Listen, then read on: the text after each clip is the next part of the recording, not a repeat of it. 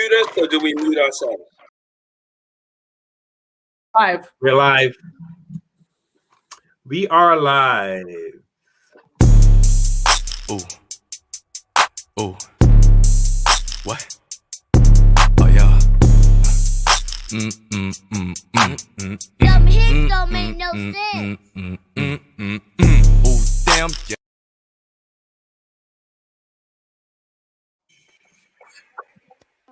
I get overwhelmed so easily. My anxiety creeps inside of me, makes it hard to breathe. What's come over me feels like I'm somebody else. I get overwhelmed so easily.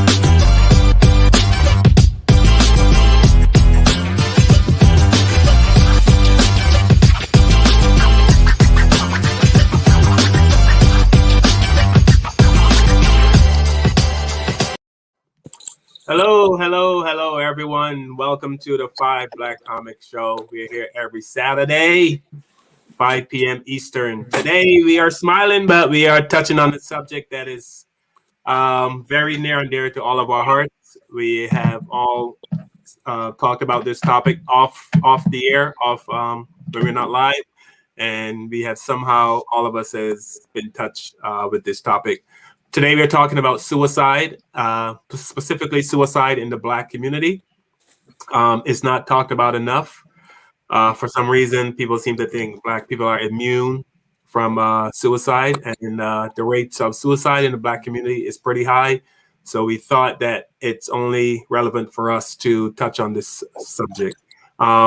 We know we're not going to reach a lot of people today, but if we just reach one person and we can save one life, that's all we're hoping for. We all did research on the suicide in the Black community and came up with some startling statistics, which I had no idea. One thing that struck me, that was that suicide, some people say Black people don't commit suicide. Somebody's radio or something is going on in the background. I don't know who that is. Okay, it's gone. Yeah. Okay, there it is again. Somebody's I don't know what that is. Okay. Can you hear it? Can anybody else hear it? No, I didn't hear it. There. It's like me. It's like no, I hear it. If someone's got a radio on or TV, that's it. There we go. Stopped. There we go. Okay. Did it stop? Yep. Yeah. It stop. That's it. Thank you. Oh, sorry. Okay. Yeah. So it's come back. I don't know if somebody's watching the show. As the myth is that Black people don't commit suicide. That we are strong and we are tough. We don't commit suicide. We don't need therapy. For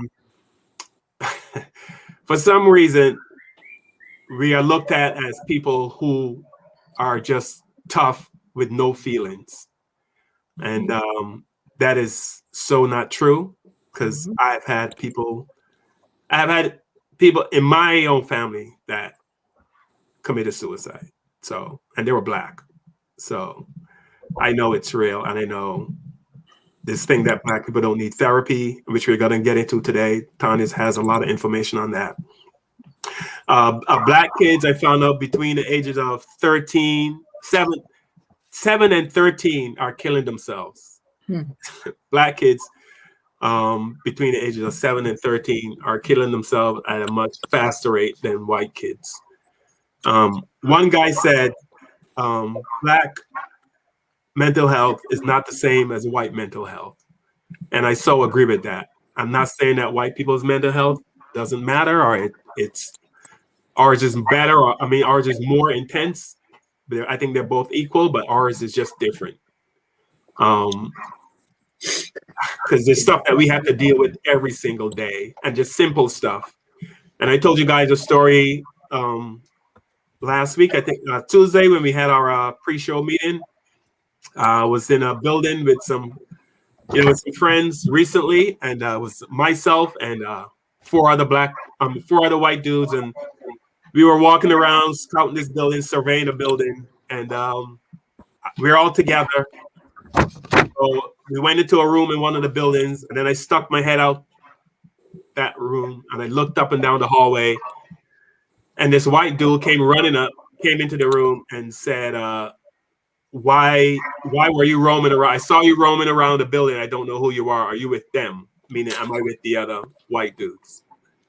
And I didn't answer, but I wasn't roaming around the building. He just saw me stick my head out the door and looked in both ways, and then I stuck my head back in because I didn't see what I was looking for. But he came up and said and lied pretty much. I saw you roaming around the building, and I wasn't sure who you were. I never saw you here before, which was total bullshit. It was just total bullshit. He didn't ask the white dudes who they were, and like Gerald mentioned, they could have been with me. You know what I mean? But he assumed that one black guy, four white dudes, I'm with them. And that might not seem stressful to most people. Well, probably most white people, but it just pissed me off. It just pissed me off for the rest of that day. I mean, I think it's that on top of all the other bullshit that you got to deal with when you're black. And what really got to me more was that the white dudes that I was with, they said nothing. They knew I wasn't roaming around, but I don't know if they recognize what was going on. And I guess I don't expect them to, because they're not black, so they will know what we have to deal with. But at this point, when stuff like that happens, I wish white people would step up and say, hey, he wasn't roaming around. Why are you bothering him? Or why did you assume that he was roaming around? Say something. I think it's in these situations we need to say something. So I'm saying all of that. The show is about suicides, like stuff like that happens day after day after day. It's like death by 1,000 paper cuts. And when that guy did that, it just ruined my day. I mean, it shouldn't, but it did. It just gave me an attitude for the rest of the day. And that's, to me, that's part of the depression that adds to the black people's depression. That you live in a country where you can't even stick your head out a door, look both ways to see what's going on without having somebody question you. So Carl, yeah. Carl, how did because suicide rates are up now. Yeah. How did African Americans deal with stress back in the 50s and 60s to the point where they didn't commit suicide as much as the people are today? Man, Is that because of I think because family was tighter back in those days and black people had more unity back in those days? Because believe it, back in the 50s and 60s, African Americans were a tighter knit group, and they ate dinner together and they ate breakfast together. It was more family oriented. Yeah, we were as a people, and that may, we don't have that today. I mean, usually everybody fix their plates and run to separate rooms and TVs and computers these days. So, yeah. Tanya might be able to speak to that. Go ahead, Tanya. Well, I think also one of the things that used to help us back from slavery was our religion and our belief in God, which now, I don't know if the shift is because now we know that slavery was also used to keep us where we needed to stay. So maybe that's why. But I know back in the day, for our parents and their parents, definitely just the faith alone is what kept us dragging along no matter what happened. And now you're right, Kevin, family has dismantled. There's no, there's no structure. And so there's a lot of things going on. There's no one who has time to listen to you. So as a young person, I feel really sympathetic toward them because no one is listening to anything they have to say. And if I can say nothing else, it appears to me that America really doesn't have as much love for their children as they should. And that's all children, not just our children, all children. And you can see that in the behaviors and things like suicide. So.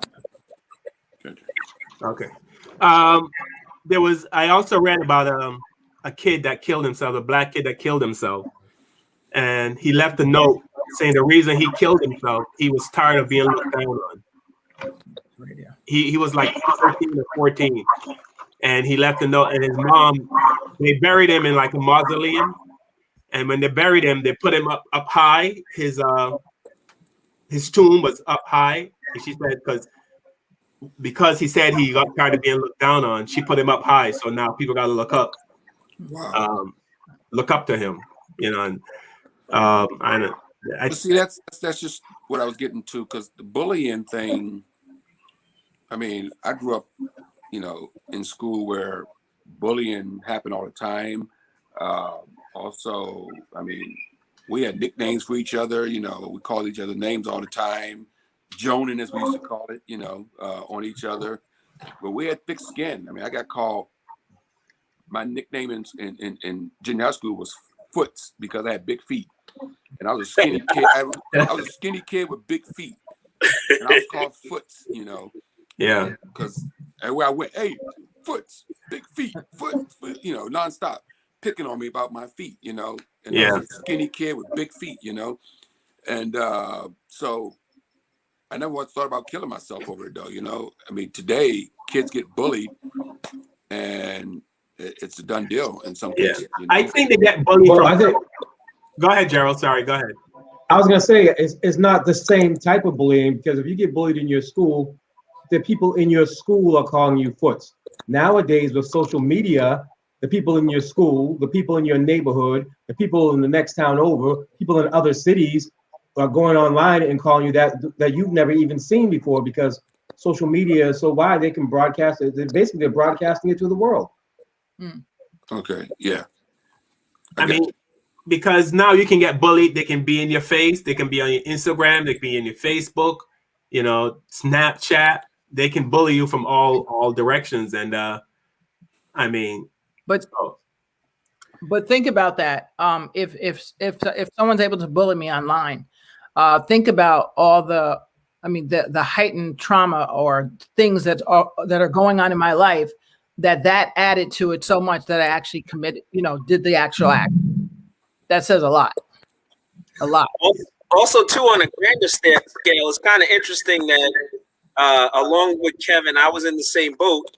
Whatever your distinctive characteristic was, that was your nickname. And a lot of people took it on. I mean, we had this kid who was fat, so we call him Fat Fernudo. And he didn't get offended. He didn't appear to be offended.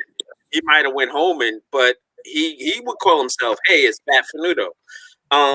What changed? I'm curious as to what changed. How did we change so that those type of insults or characterizations now push us over the edge?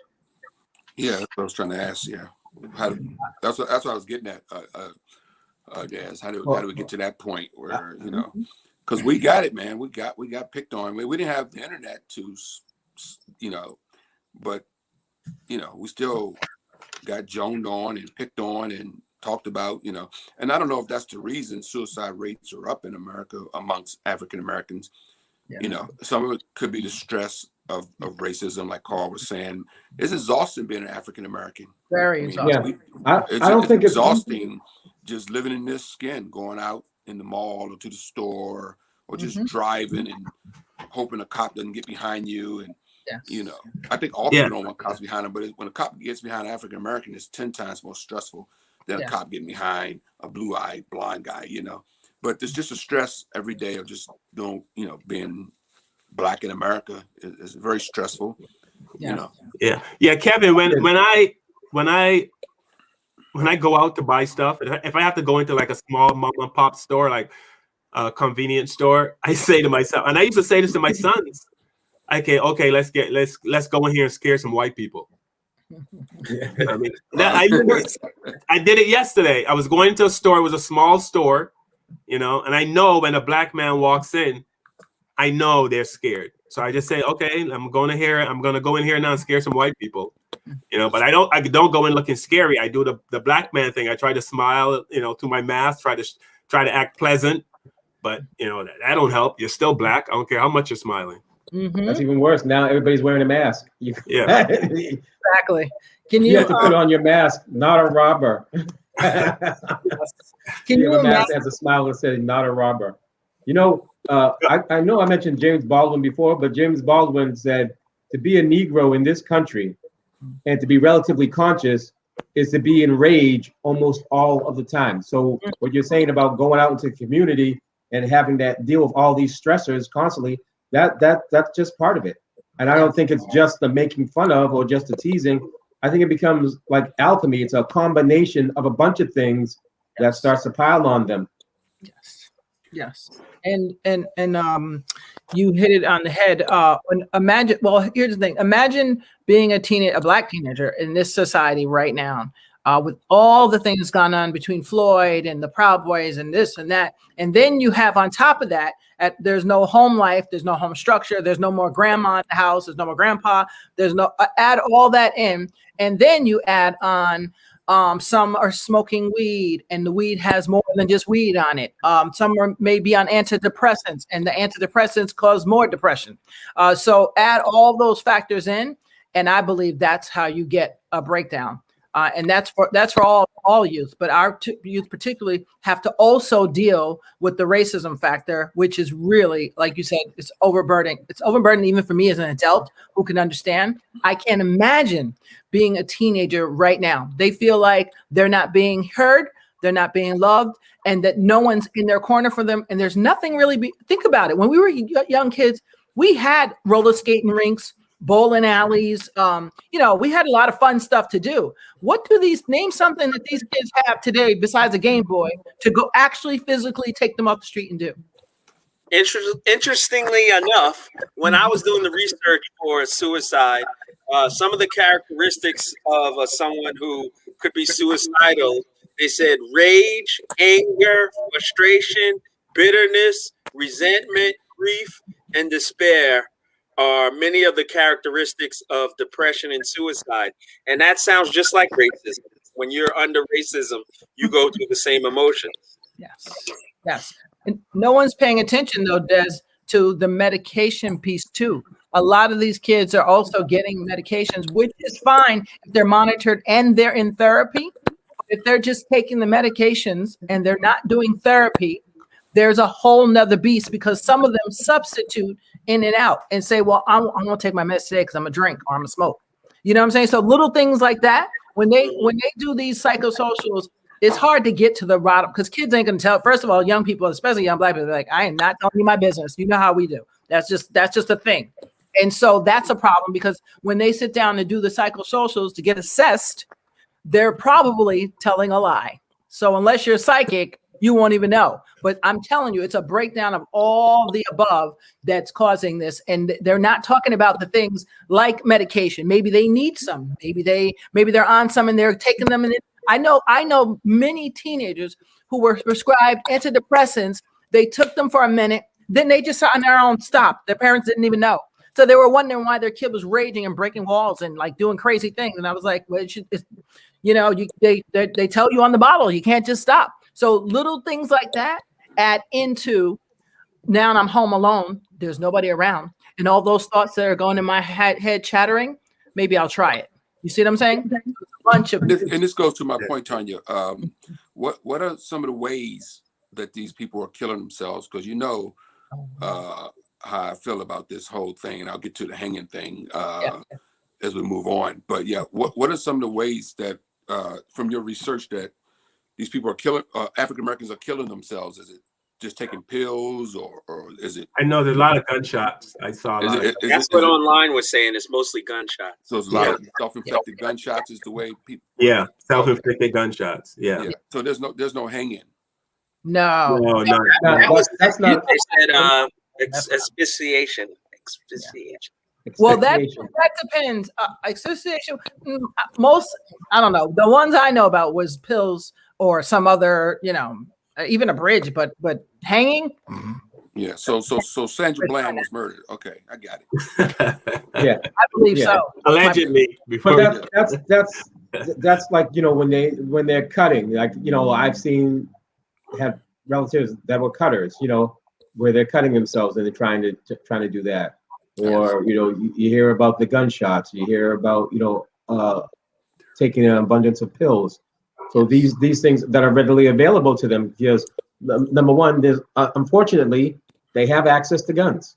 So that's, something in the black community where people go, we're talking about, oh, I should get a license for gun. When they were talking about the Proud Boys and stuff, people are like, oh, I should get a gun license. And they're like, I don't need a license, because they know where to get guns in the community. And you can go in the community and get a gun. I'm not living right, but I have no idea where to get a gun at. Yeah, neither do I. But I swear, if somebody just pissed me off and I need a gun, I don't even know where to go.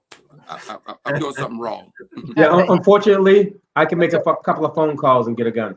All right, well, but the thing about that is, it's not even what's available as it is what's going on in the minds of these young people, that they feel like they have to make all these desperate pleas to get help, or to because usually I think most people that attempt suicide don't really want to go. It's just that they're at the end of their rope. So they have no other alternatives or choices. So it ends up that, so if you knew how many tried and didn't succeed, you know what I'm talking about. It's like, whoa. Yeah, the research I looked at said 2/3 of the people don't want to die. It's just a cry for help. Exactly. And especially stuff like cutting, things that are like, it's detrimental, but it didn't do the actual thing right then and there. Those are like, help me, please help me. Those are all signs. And that's what we need to learn as a community and as family members, as friends, is what signs do we look for to help people like that? Well, I think it's more than just a sign of them crying for help, because sometimes you might not be trying to do it, but you actually succeed. It's like, oh, I didn't mean to. I'm gonna take these pills and make it look like I'm trying to commit suicide. Oh shit, I actually took enough pills to kill myself. Tension. Yeah, needed it. Yeah.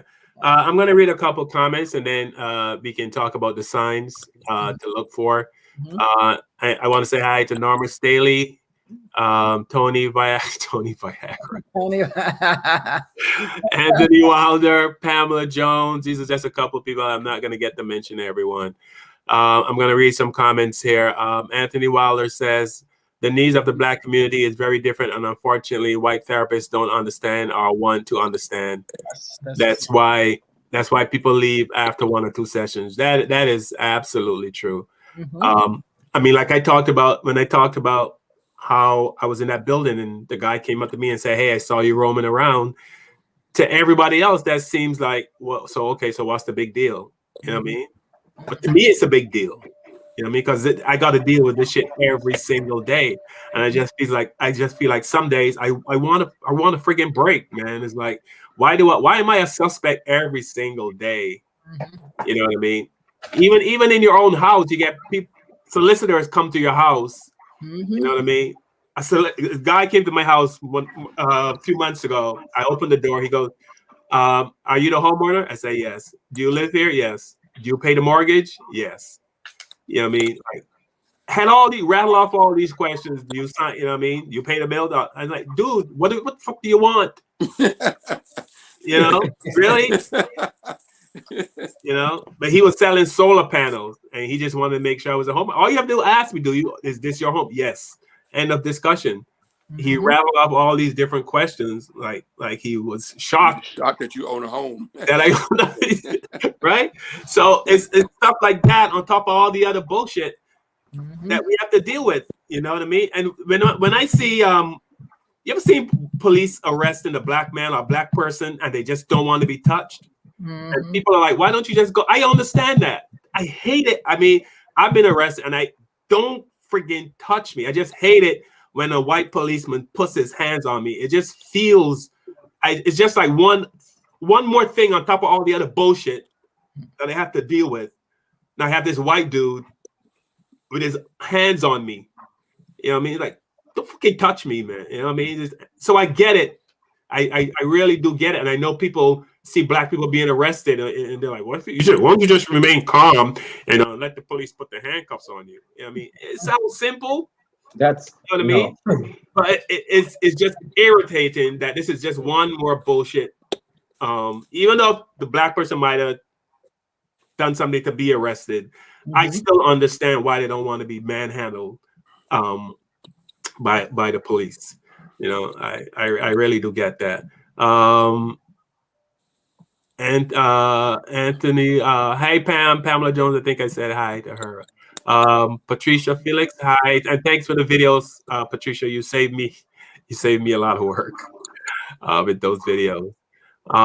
Anthony Wilder also says, I think there's more to the story. We are finally dismantling the mental slavery in some aspects and finding wounds that linger from 400 years ago. The way our society is set up does not help either. That's true. The biggest thing America has to do is, and I know we're getting off topic here from suicide, but I think this all leads, because all the suicide comes from depression and all the the stuff that's going on in your life. But America does not want to admit that America has a race problem. And until the tip of the politicians, until they all get together and admit, yes, we have a real a race problem, nothing's going to get fixed. Nothing is going to get fixed. Yeah, when Biden was talking in the election, or actually after he got elected, and said this country has a problem with systemic racism, I was like, what? They actually admitted it? They actually said it out loud? The thing is, we can all see it. We all see it, right? We can all freaking see it, but still, people are freaking out that he even brought it up. Oh, of course. Yep. Nobody wants that happens. I mean, like I say all the time, we have videos, we have pictures, we have documented statements, we have documents showing all the atrocities to Black people, but people are still, going, But check this out, Carl. Check this out. Our suicide numbers still don't even come close to white people's suicide. Yes. Numbers. Yeah. And you know who has the highest, Kevin? Who?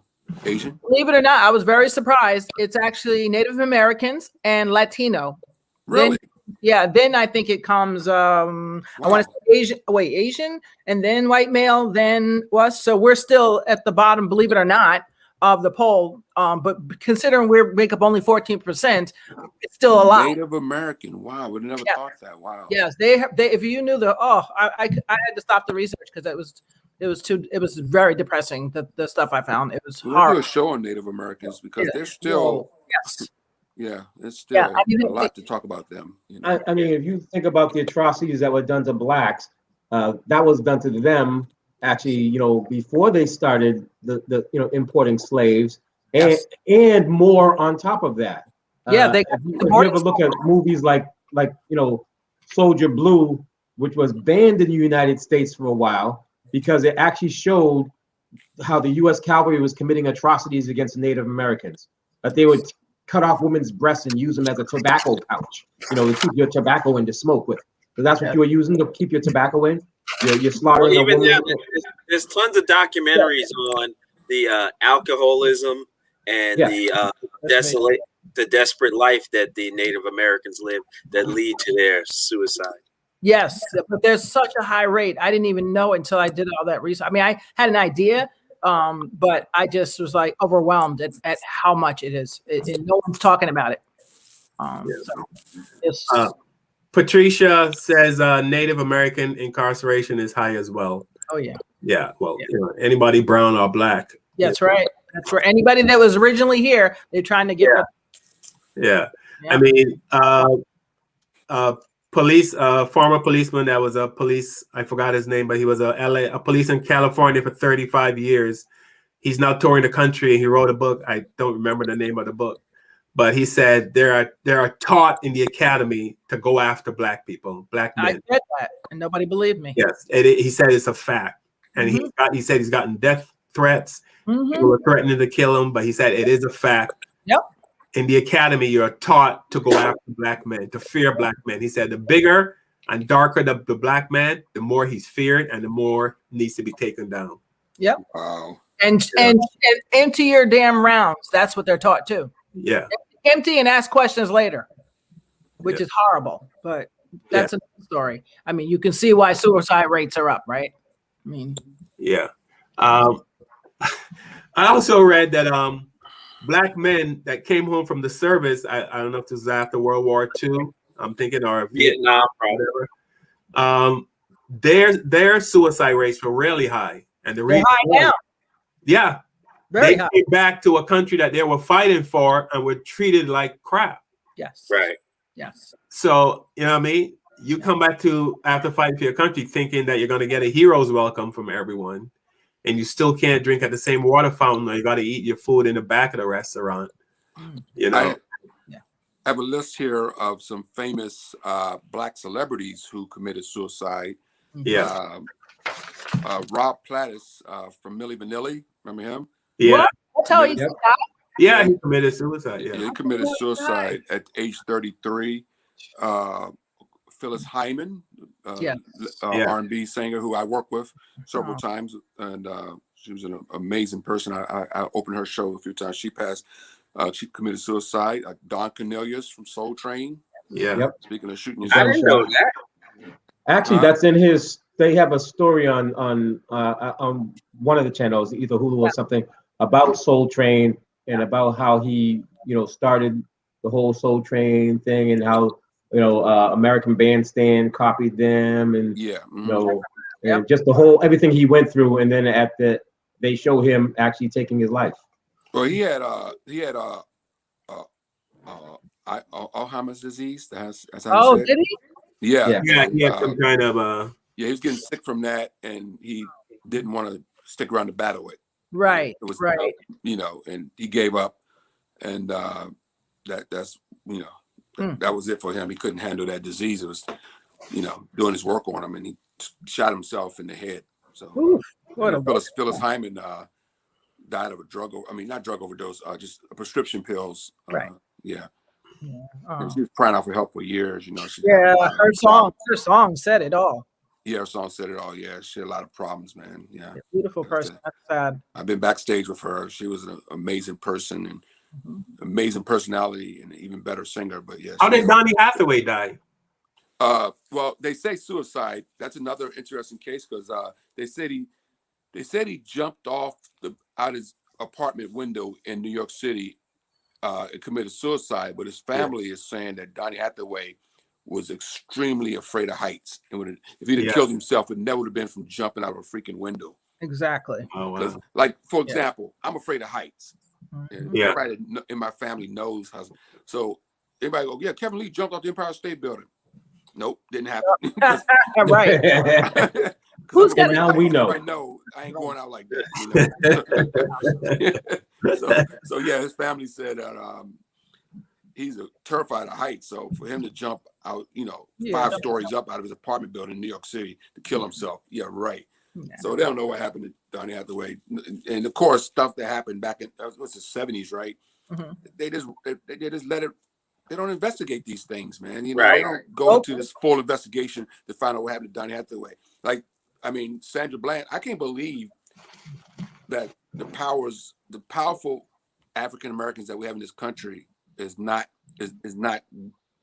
demanding that they find out what happened to this lady. This do an lady, investigation. This is where all our celebrities and our athletes and all these people with all this money should just go. They should. We dismantle too quickly. The FBI did a study on Black people, and they found that when something happens in the Black community, we protest for 3 to 4 days, and then we just dissipate and do nothing else. They actually did a study on Black people. Once we rise up, they go, just leave them alone. They'll fizzle out. That's because they did such a good job at training us that they'll take us out, that we all get scared. That's probably why. They're the protest is still going on in Portland, though. It's just not being covered. Yeah. Oh, in Portland? Yeah. Oh, with George Floyd? Yeah. It's just not being covered anymore because Trump isn't in. Yeah. Well, George Floyd's trial, not George Floyd. It starts Monday. And everybody keeps saying George Floyd's trial. It's not George Floyd's trial. Yeah, it's Chauvin. Derek Chauvin's trial. Yeah. Right. The media is saying George Floyd's trial, Right. Because they want to hype us up. Is in jail. No, because he's in the grave. So they don't want to defame him. They don't want to defame the officer. See, just like anything else, if you're Black, they're going to put your picture up. They're going to put your name out. And they're going to say everything out. If you're white, they're going to try and gloss over and say, oh, well, an officer was charged. What was the officer's name? Where is he now? Did he get discharged? They don't go into details about it, or they individualize him. Well, he was a loner. You know, that's not so. They're not saying that's not all white people. That was this guy. He's a loner. He's by The himself. lone wolf. Yeah, the You lone know, wolf syndrome. So last it's week- like it's just him. Mm. And Last week was because the they don't want 30th to anniversary. paint the race like that. Last week was the 30th anniversary of sorry, Preacher, I may cut you off, brother. Last week was the 30th anniversary of the Rodney King beating. Mm. Yeah. And 30 years since Rodney King beating was last Wednesday. Wow. And somebody made a very good point. They were like, back in those days, the camcorders were those big boxes that you put the VHS in. Yep. Right. So like today we have cell phones and you can videotape police brutality with cell phones because we have it. Yeah. They said they must have been beating this guy so long. Somebody went and got their camcorder and came back. I know, it came back. Yeah. You want to walk around with that big camcorder back in those days on your shoulder, you know. They had to go get the camcorder and come back and film this. That means that's how long they were beating this guy's ass, you know, to the point where somebody had time to go get a camcorder that big and bring back and film it, you know. Yes. It just it's crazy. But you just think about the mental stress that African Americans deal with having to see that on television, or the mental stress of seeing. I mean, we're traumatized just watching Eric Gardner being choked to death on national television over and over again. They showed that. I mean, I mean, cringing watching George Floyd. This guy on George Floyd's neck was cringing. You know what that does to us, our mental psyche, just watching that over and over again, watching Black people die. They know. We'll watch Eric Gardner and George Floyd's their breath leave their body right in front of us. And at the hands of police officers, by the way. I mean, that's very traumatizing for us as African Americans to live with that inside our soul, you know, and just go on. That's why I say, as a professional comedian, especially a comic that works in the mainstream circuit, how hard it is for me to travel to these towns and cities now and perform in front of all white crowd, you know, and that's how I make my living, you know. But the mental anguish of knowing that probably in a comedy club that holds 300 people, 290 of them probably voted for Trump, you know, you know, and new information about how a seeming I mean, so it's just the mental stuff that we deal with, you know, that other people don't have to deal with, you know, white people don't have to deal with, man, you know. I was packing my bags, going back to what Carl was saying earlier about what we had to deal with. I was packing my bags for my trip, and I was like, oh, I'm going to take some Mullen tea with me. I drink the Mullen tea. It's good for your respiratory and everything. But it's in a plastic bag, and it looks like marijuana. Oh, loose tea. It looks just like marijuana. I was like, I can't travel with this. If I get pulled over, because you ever drive on 95 and you see the black guy on the side of the car and all this shit out on 95 while they search his car for drugs. I see it all the time when I travel, you know. There's always some guy on the side of the road and he got 3 police cars behind him and he's on the side of the road sitting down while they go through his car. I'm like, I'm having a hard time explaining to these cops that this is tea, not marijuana, you know. Right. I don't even want to go through that. Nope. So here I am. A white guy would never have to deal with that, man. You know, you wouldn't even think about it. That we deal with, the everyday stress, the little teeny knick-knack things that we deal with Carl, every day. Like you said, the stress of the things that we're dealing with. You know, when we have to go out the house, and that stress takes its toll on you. You know. Exactly. And imagine what young people are thinking. If we're all grown, we're all world traveled or educated. Imagine what young people are thinking with all the stuff that's going on, which explains why the suicide rates are higher.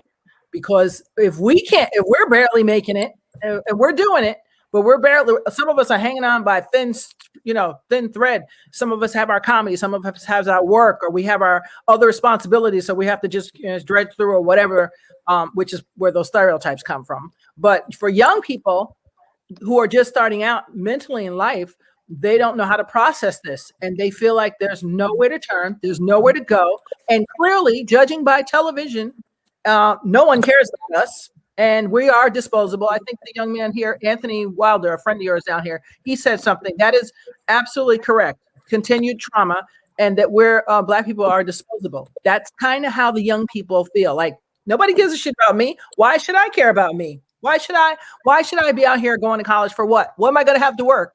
There's a pandemic right now. I can't even go to work. So what happens now? Process all that stuff together, and you understand why young people are at a crossroads right now. They're really like joining gangs and doing things that you'd be like, why are you doing that? And it's like, what are you going to tell them? What can we possibly tell them? So right. Well, gangs also that support system that they're not getting. That's when you mentioned not at home, or Kevin mentioned, oh, okay, sitting down to dinner and having, that's someone to talk to. I have an opportunity to vent some of my daily frustrations while we sat at dinner and talked. Okay, but I don't have that anymore. Or I could go to my father. Well, he's working the overnight. Oh, my mother's not in the house. Oh, so you don't have that anymore. I'm gonna go to the gang because that makes me feel like a family, and they'll support me, but not really. Right. By the way, Anthony Wilder was our former guest. He was the head of diversity at Northeastern. That's Anthony. So he's following our show. Let's think about this too as comedians. For me specifically, doing stand up is part of my therapy. It's coping mechanism. It's a way for me to vent my frustrations on society. If you don't have that, how many of us comedians have? When we got off stage, someone said, I was considering suicide, and I came to your show, and it was it made me just think about life a different way, and you saved my life. Yeah, I mean, that's amazing thing when that happens, and I'm sure we all give compliments. Then you think about guys like us who make people live. I mean, laugh. People like you said, Des, we make people feel good. I've had somebody come up and say, hey, my mom died last week. And I didn't want to come to this show, but they forced me to come. I'm glad I came at a great time, So you get those type of compliments and stuff like that, and it makes you feel good. But then people don't realize that we have to go on stage and make people happy when we're hurting inside too. Yeah. I've gone on stage in the middle of a divorce that was killing me, inside. I've gone on stage at the death of my sister, was murdered. I had to go on stage that weekend. And still perform, So, and, I had a choice not to, but I still went up and performed. It was the only hour of my life at that time that I was relieved from having to deal with my sister's murder, But we go on stage hurt all the time as entertainers. I mean, Robin Williams is a perfect example of that. A guy who went on stage and made people laugh in his movies and TV and whatever, but he was definitely hurting inside, I mean, I've been on stage literally performing, and as I'm performing, I'm dealing with some real deep shit in the back of my mind. Yeah. And I'm watching these people laugh, and in the back of my mind, I'm going, I just can't wait to get off this stage and just get the hell out of here. But you put your act on cruise control, kind of, because you've done it so many times, and you just cruise right through it. So, because people think comedians are happy all the saddest car is a car with 4 comedians driving to a show. Right? We're bitching about money. We're bitching about not getting the gig. We're just bitching. We're gonna get paid tonight. That's that song, the tears of a clown. When we talk about the tears of a clown, you'll go out and you'll entertain everybody else, and it doesn't matter what you're going through, and the crowd wouldn't care. If you walk out on stage and goes, yeah, I really can't tell my jokes the same way because I'm going through boo, get on. It's like, I'm trying to tell you some stuff about me. It's like, boo, tell the jokes, get to the jokes. After show, people invite you back. Hey, why don't you come back to my house or come back to my dorm or come back to whatever? Because they think you're going to be the life of the party. Right. I used to be a professional clown, by the way. And I was a professional clown for years. That's why I have my unicycle sitting over here still, all that stuff. So, but you know what? That's the legend that the clowns were sad people, and that's why they painted the smile on their face, But underneath all that makeup, the tears of the clown, tears of the clown. That's where that came from. Clowns were really sad people, but who used their talent to make other people happy through their sadness. So Desi was saying something. Yeah, go ahead, Des.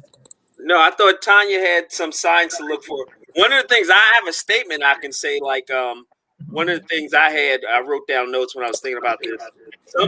My parents taught me that I have to compete. I have to be better. I have to always win. In everything I do, I have to be get the best grades. I had to do everything. And they also taught me that suicide was not an option. So I don't know if that's getting passed down to the next generation either. Yeah, but I talk to my sons. When I talk to them, I ask them, "Are you okay?" I always tell them how much I love them. I said, I come right out and say, "You start thinking about suicide?" I said, "Because you know what that would do to me." You know what I mean? And I just come right out and ask them, "Are you thinking about suicide?" You know, and they said, "No." I said, "Well, if you ever, you can come talk to me. Don't, you know what I mean?" I just come right out and say it. And I keep telling my sons how much I love them. Because I think if you're thinking about committing suicide and you know there's someone that is going to be really hurt, that might give you a second thought. You know what I mean? So that's my reason for doing that. Tommy, you're giving them wait, somebody to before listen you do to. that, Carl, I want to say that's an interesting phenomenon that you do, because a lot of Black people in general are taught to not put much praise into their own children. There's this one thing, like if you put your children before God, then God will take them away from you. So I mean, I do the same thing with my children, and I think that's a change. That's a good change that you're doing. Oh, yeah, absolutely. Well, go ahead. No, I was saying you're giving them that avenue to, if they are going through stuff, you're like, "I'm here. I will listen to you. See, I love you, but I'll listen to you. I'm your sounding board." And that's one of the things that people are saying. They have nobody. No one listens to me. No one hears me. I feel like I'm ignored. See, if you're telling them, "I love you," okay, so you're paying attention to them. Come talk to me. Yeah, he'll listen to me. So you're giving them that avenue, like that they need. Like, look, I can go talk to Dad. I can go talk to him. Yeah, and parents, you tell them, "I'm proud of you." You know, saying things like that. Don't trivialize kids. Because my son one time was looking sad, and he said some kids at school were talking about him.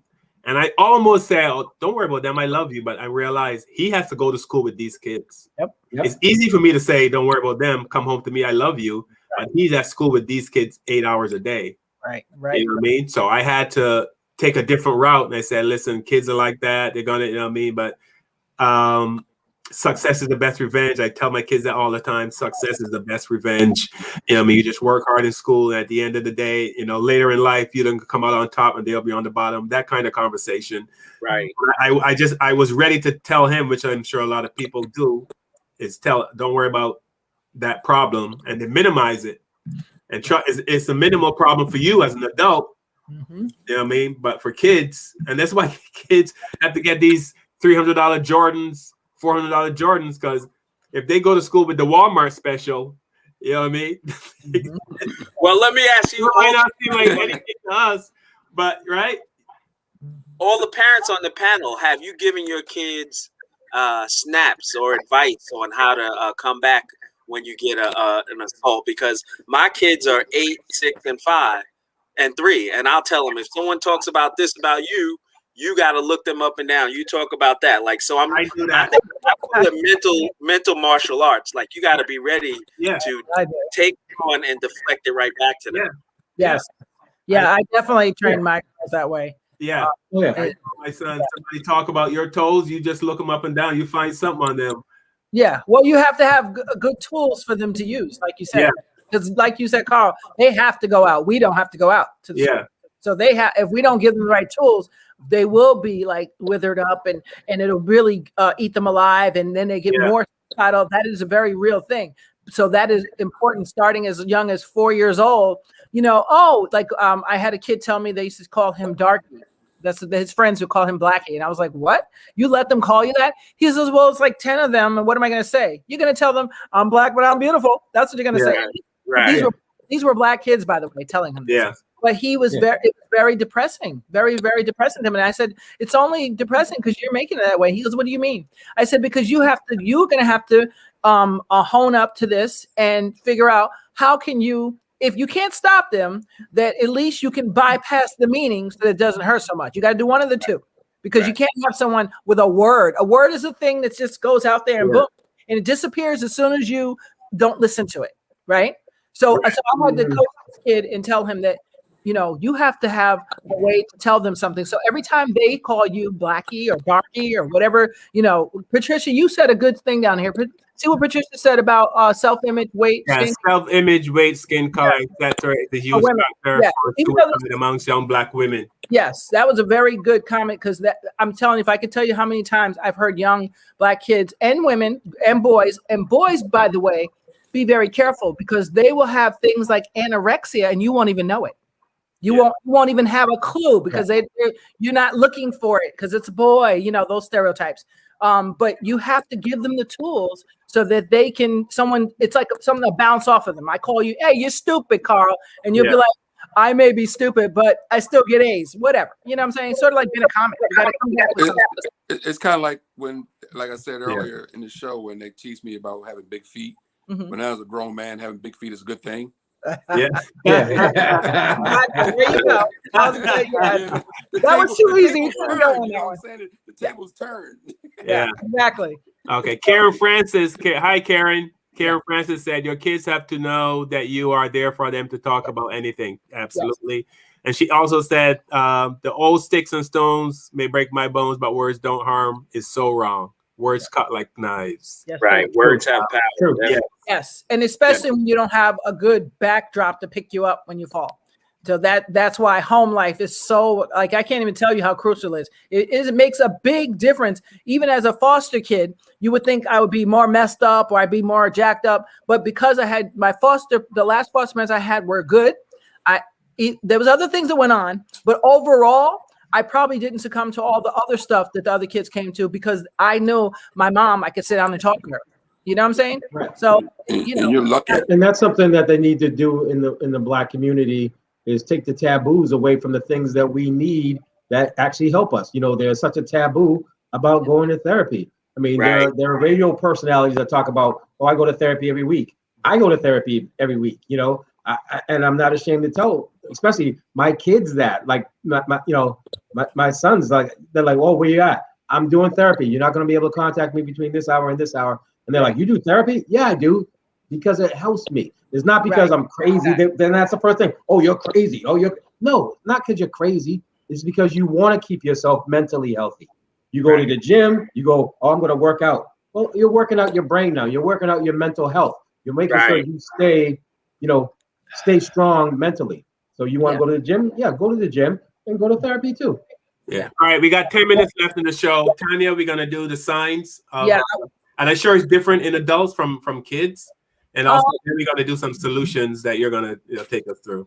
Yeah. So some signs, and some of this might cross with the adults and children. So talking about wanting to die or kill themselves, you know, like their friends, especially young people, they're famous for this in their little chats now. That's how they do it. You know, they're like, yeah, well, man, it doesn't really matter, does it? Or, you know, they'll say little things like, well, I'm just going to die and nobody will care anyway. Little things like that. Listening out for them. They may even say it at home, but parents are so busy working. Sometimes you don't hear, wait, what did you just say? So listen very carefully to what they're saying and their behavior. Looking for ways to kill themselves, different ways. Like, I don't know, I'm going to hang myself or I'm going to shoot myself. They talk about it. Trust me.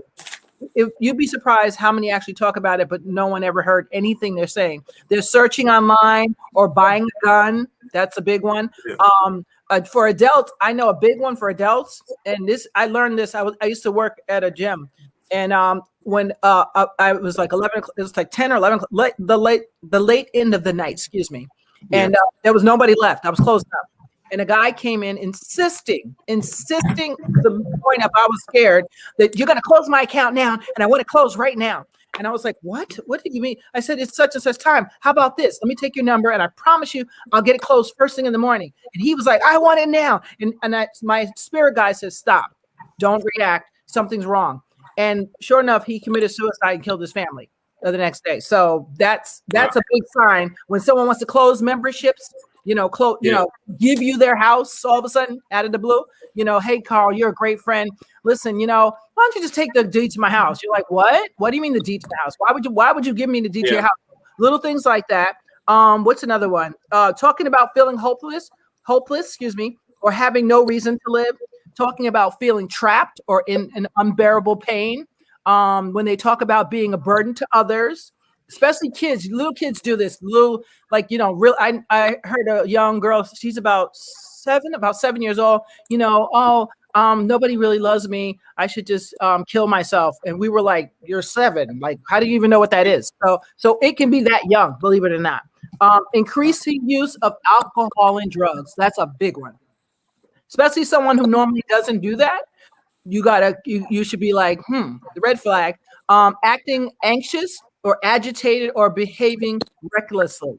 So like, hey, I met this guy online. I'm going to go and meet with him right now. You know what I'm saying? Because they're like, wait, you would never even meet nobody online. What are you, all of a sudden you're going to go and randomly, that's like dangerous situations you're going to put yourself in, because in the end, you really don't care. So looking for things like that. You sleeping too much or too little. When you're sleeping up too much, that's kind of like self-isolating. Like, I don't want to be bothered with anybody out there. I'm just going to do my own thing. I don't want to talk to anybody. They don't answer the phone, that whole thing. And withdrawing or isolating themselves, that's the same thing. Showing rage or talking about seeking revenge. And the last one, extreme mood swings. What are you talking about? No, I don't want to do that. I just said I don't want to do it, just out of the blue, Yeah. So basically for parents, just look for different changes in your kids. The signs are always there, in my opinion. In my opinion, if we stop, when people show you who they are, believe them, that? It applies here too. It applies here too. If I see Gerald's usually a smiley person, happy person, he's normally talking, engaging, and then all of a sudden for 2 weeks, he's like this, withdrawn. He doesn't come out, hang out with us anymore. He doesn't want to call on the phone. He picks up what? No, yeah. I'm going to go to Gerald's house and say, hey, what's up, buddy? What's going on? Kids particularly, pay attention. They say everything. They say it. We never hear them. So that's it for now. I'll let you guys might have came up with something as well before I do the next one. We got 4 minutes left. So solution? Yeah, do the solutions and then we can wrap it up. All right. So moving forward, Gerald, you talked about therapy. If you do run across someone who did commit suicide, because like I've lost like 2 this year. Here's my advice to friends and family is you did the best you could. Now let's move forward and see who else you can help, because maybe there's someone else you can save.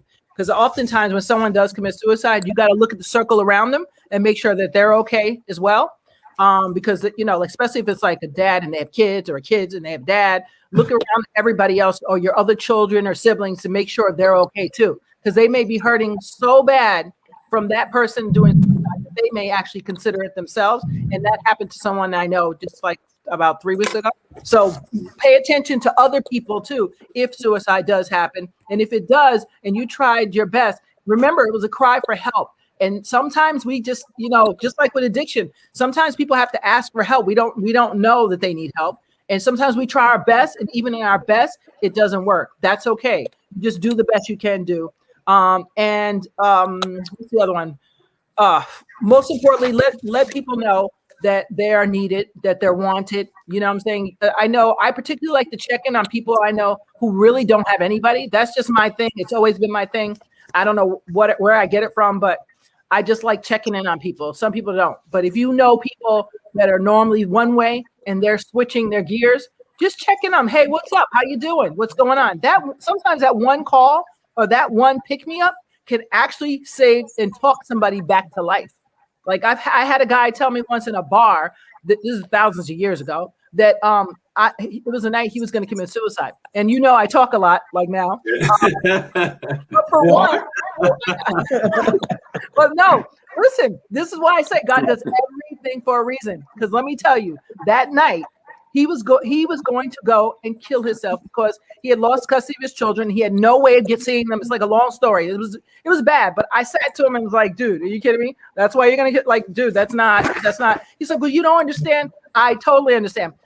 Long story short, I talked to him for like about 3 or 4 hours. I'm not kidding. When he left laughing. And he told me 2 years later, when he saw me depressed, you remember that night? And I was like, yeah. He goes, well, I had planned to kill myself, but you messed that all up. And I was like, what do you mean? So that's how I'm saying to you, your smile, your kind word, your paying attention and just noticing someone can actually make them say, you know what? All right, maybe I'll try tomorrow instead of today. I'm not ready. And then now you don't talk them out of that. So then tomorrow comes and they just like forget about it and say, let me try getting therapy. Because that's really what you got to do is you got to figure out, how can I get this person to talk to a therapist? Because they're professionals. That's what they do. They know how to do this all day, every day. And there's so many support groups. There's the 1-800-SUICIDE hotline that's up on the screen right now. If you know someone, call and have them talk to them. These people are trained at coaching people on coaching them back to life, I call it. You know what I'm saying? So our job is just to get them the numbers, get them the resources that they need. And the job of the person that's and in the pain is just to listen and take the advice, because we want you here and we need you here. And the world is divine with all of us in it. All right. I'm going to read a couple more comments before I wrap this up. Karen Francis says something very, very interesting. She said, signs aren't there for those who don't really want to live. Not true. For those who really don't want to live. If you really don't want to live, you're going to commit suicide quietly. It's pretty much what she's saying, I guess. Did I get that right, Karen? I hope I'm not putting words in your mouth. Those who warn us usually are seeking help. So I guess if somebody really wants to kill themselves, she's saying that they're going to go kill themselves, and nobody can stop them because they're not going to say anything.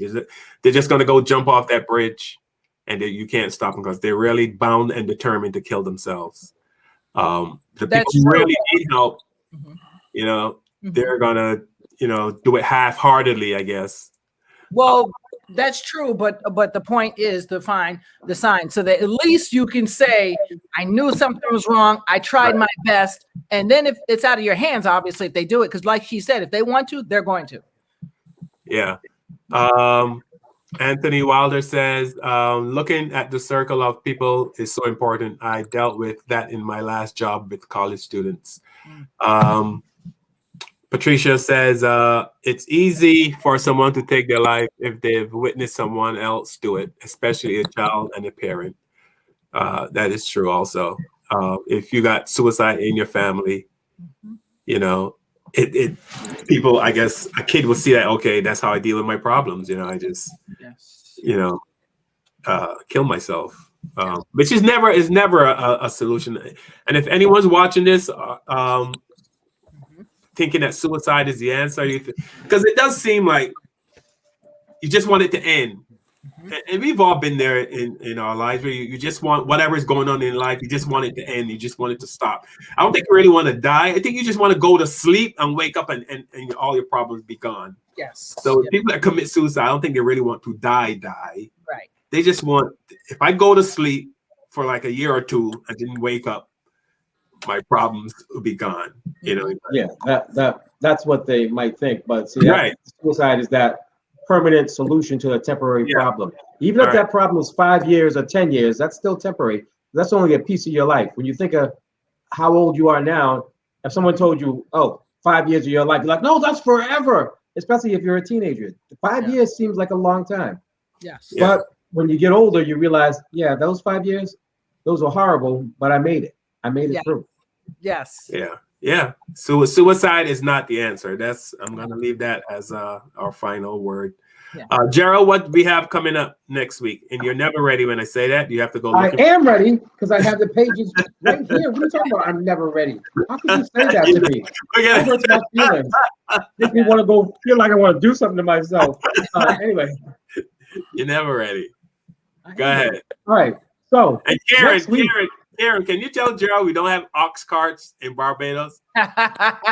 Karen's from Barbados. Gerald went to Barbados. I got pictures. Okay. Gerald went to Barbados and saw a donkey cart, one donkey cart.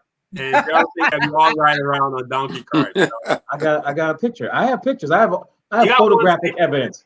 I have photographic evidence. Okay. Anyway, next week ahead, on our show, Blacks in Animation. Okay, you always see the cartoons and all that kind of stuff.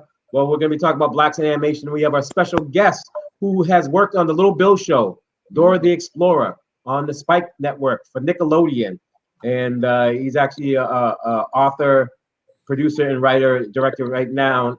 Sir Ivan will be here. So Ivan Kenyatta. Are we going to talk about Blacks in Animation? Are we going to talk about how they used to put the cartoons in blackface? You guys remember that? Remember Tom and Jerry? Even Bugs Bunny. He might talk about that because whenever there's an explosion, they have that blackface moment where they have the cartoon in blackface. Yeah, we'll probably mention that. If you're talking animation, animation was like super racist back in the. Yeah. I mean, there's like a lot of Jesus, really, really racist animation that's out there. Yeah, I think it's just off the charts, crazy. And the following week, March 20th, we're going to be talking about fathers, and we have several on the panel. Yes. Several on the panel. Yes. Yes. Several You said good ones on the several. panel. Several on the panel. Yeah. Carl's a father. Kevin's a father. Desi is like going for Father of the Year every week. He's like, we can do the show with black fathers and mothers, can we? No, we could it's do okay. black I'll let you parents. guys have No, your we're day. gonna show black fathers. Yes. Okay. We already get dogged out on Father's Day. Exactly. Okay. See, Like wait. Mother's Day, like, The reason we're doing fathers is because mothers, and I'm not saying this. Mother's Day, you see, oh, buy her a diamond, buy her this, buy Father's Day. Give me a tie. Wait, she got a diamond and I get a tie? And you still got to be the cook. I got a cactus plant one year. You got a what? A cactus plant. Okay. I got a stick in my Not a diamond? Not a diamond? It was a diamond cactus? No You guys cactus ever get plant. the paper with the macaroni glued to it? Yeah. Oh, yeah. I get that. For the kids, yeah. Really. That's the best present. That's the best one. Yeah, it Remember is. the necklace? What? I still got it from 30 years ago. Remember, 30 Really? Remember Bill Cosby had the joke. He says he used to go out and play catch with his son and play football with him, and then his son ends up in the NFL, catches a touchdown. Hi, Mom. Yeah. Like, That's crazy. Yep. I did all the work. Hi, Mom. Yeah. That's how it goes. Yeah. We got a 9-month advantage on you guys. Yeah. I love that. Well, so those Painful are the one. next 2 weeks. Those are the next 2 weeks, the blacks in animation, and then fathers. Okay. Okay. Followed by the most segregated segment of society, What? churches and funerals. Churches and that's gotta be interesting. Yes. The most segregated segment of society. Yep. Did you guys know that this funerals are segregated? That I'm talking to the people watching. Yeah, funeral homes. Funeral homes. Funeral homes. Funeral Yep. homes are segregated, yeah. Yep. There's racism in funeral homes. Yep. That's crazy. Imagine, who would have thought? You white people are some special people. I don't want your dead black body near my white dead body. Oh God. Wow. They buried a black woman in the Jewish cemetery.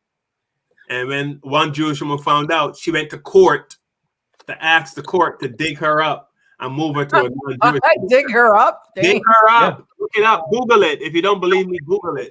I can't. She was buried in a Jewish cemetery, and a Jewish woman made it her business to go to court. Wow. She was a Karen. She probably saw the family business. She probably saw the family business. What are you doing here? Yeah, no. You gotta be really racist not to like a dead black person. Huh? That's really racist. It's already in the ground. That's some serious anti-blackism going on. That's serious. Right? That's serious. It's already in the ground, and she was. They had a pool that the courts ruled they had to integrate, so they just covered it with dirt, and nobody swims there. Right? Jeez. So they rather nobody swims than allow black people. Wow. Yeah, wow. That kind of reminds me of the story. Muhammad Ali was saying that he was staying at a hotel in Miami, Florida, and he went to get in the pool. This is when he was fighting Sonny Liston. He got in the pool, and everybody, white people got out. Yeah. Muhammad Ali, thank you. 1964. Yeah. Wow. And, tall, good-looking black man gets in the pool, and everybody jumped out. All the white people jumped out, like they don't want to be in the same water with Muhammad Ali. Like, at the time he was Cassius Clay, I guess, but they didn't want to be in the water with him because he's a black man. Like his, I don't know, what is he gonna do? Like, is this skin gonna make the water turn into acid or something? Like, what the hell? Mr. Rogers changed that. Thank God, he changed that by having the black mailman in the pool with the feet. Right. We gotta talk about that. Imagine that. Imagine that's a thing. That's a big thing. Imagine that made news. Yeah. That's the world. That's the world we live in. Exactly. Imagine that. And we wonder why teens are so. Imagine being told that a black man's foot in the pool is disgusting. Wow. You know? Well, you know, if you don't change his socks or shoes for like weeks on end, it could be. All day. I don't know. I've seen some people that had them hobbit feet, you know, it's like, you know. All right, we want to thank everyone for watching the show today. Gerald gave us a rundown. Next week, we're talking about, what was that again, G? I keep calling you Gerald. His name is Preach for America's Most Wanted, if you're watching this show. Well, see, because he's only known me as that for like 20-something years, and then I had to go through a bad marriage and an ugly divorce and came back as Preach. So you've been revived. And before I go, I want to give a shout out to my best friend Lenny. He lost his mom last night, so I want to he's in my thoughts and prayers, wishing you peace, Len. Yes. Lenny from the 5 Black Comics, our condolences to you and your family, Lenny. Absolutely. That is never a good thing. But it is circle of life, and someday it'll be the 4 Black Comics, then it'll be the 3 Black Comics, then it'll be the 2 Black Comics. That happens before death. That's an inside joke. Yes. I'll be checking that poster in a few days. Make sure you're still on it. Yes. That's why I got my own poster. So. We gotta have our own posters in this group. All right, everyone. Thank you guys for watching. Thank you, guys. Thank you, Karen, Francis, Russell Clark, Gina Fiore, our #1 super fan, and please check out Gina's book, My Italian Therapy. Yep. Lisa Osborne. If I missed anyone, you guys can chime in. Anthony Wilder, yeah. Karen, Francis, I mentioned her. Norma Staley. Lisa. I can't get to Patricia everyone. Felix. Russell. I mentioned Patricia. Taria. Patricia, man, before they My sister, Taria. That's my sister. Out. Yeah. Thank you, T. Love you guys. Karen, we love you too. Karen Francis, we love you, all of you guys, for watching the show. And please try to watch us on YouTube. And also, if you get a friend request from Cinco Negro. That's Negro. Cinco Negro. Cinco Negro. Cinco Negros. Cinco Negro comida. Oh, that's food. Wait, if you know you're Spanish, Cinco is 5, Negro is black, so that's 5 black, and that'd be us. Because comida. How do you say it?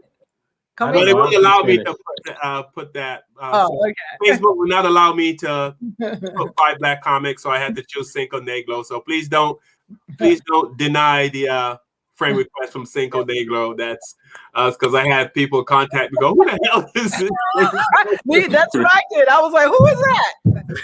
Trying to be funny or something? Who the hell is that? I was like, well, you think they would at least call you up and go, yo, this dude Cinco Negros stole your whole logo and stuff. He's got your poster. He stole your poster.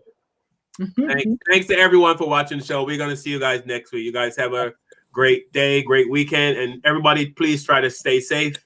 Wear your masks. If you're going to take the vaccine, go ahead and do that. I am not on board with the vaccine yet, but I'm sure I will have to be if I want to go to Barbados. I'm sure I'll have to jump on the vaccine. I'm getting a needle as soon as it's available. Yeah.